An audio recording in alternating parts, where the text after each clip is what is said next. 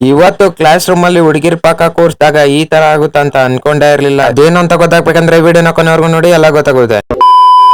So hi hello guys, ನಮಸ್ಕಾರ ಕಣ್ರಿ. ವಿಡಿಯೋನ ಫಾಲೋ ಮಾಡ್ಕೊಂಡು ನೋಡ್ತಾ ಇರೋರಿಗೆ ಡಬಲ್ ನಮಸ್ಕಾರ ಅಂತ ಹೇಳ್ತಾ ಇವತ್ತಿನ ಲಾಗ್ ಸ್ಟಾರ್ಟ್ ಮಾಡೋಣ ಬನ್ನಿ.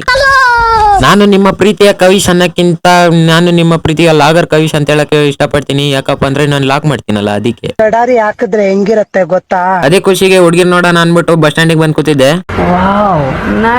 ಆಮೇಲೆ ಟೈಮ್ ನೋಡ್ತೀನಿ 9 ಗಂಟೆ ಆಗ್ಬಿಟ್ಟೈತೆ. ಕ್ಯಾಂಟೀನಿಗೆ ಬಂದು ತಿಂಡಿ ತಿನ್ಕೊಂಡು ಸೀದಾ ಅಂಗಡಿ ಹತ್ರ ಬಂದ್ರೆ ಮಿಯಾ ಖಲೀಫಾಗ್ ಫೋನ್ ಮಾಡ್ತಾ ಇದಾರೆ. ಅದೇ ಖುಷಿಗೆ ಕ್ಲಾಸ್ ಅಲ್ಲಿ ಬಂದ್ ಕುತ್ಕೊಂಡು ನಮ್ಮ ಹುಡುಗಂಗ್ ಹಂಗೆ ಫಾಪ್ ಪ್ರ್ಯಾಂಕ್ ಮಾಡ್ತೀನಿ, ಹೆಂಗಿರುತ್ತೆ ಕಮೆಂಟ್ ಮಾಡಿ.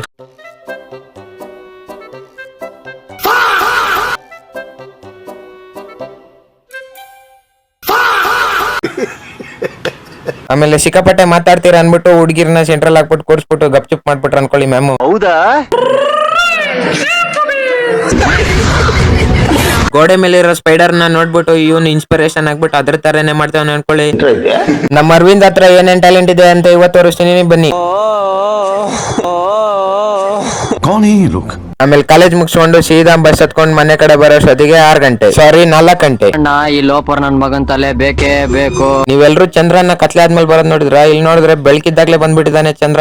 ಹೌದಾ ಗೈಸ್, ಕಂಟಿನ್ಯೂಸ್ ಆಗಿ 1 ವಾರ ಆಗ್ಬಿಟ್ಟಿಲ್ಲ, ಅದಕ್ಕೆ ಸಾರಿ.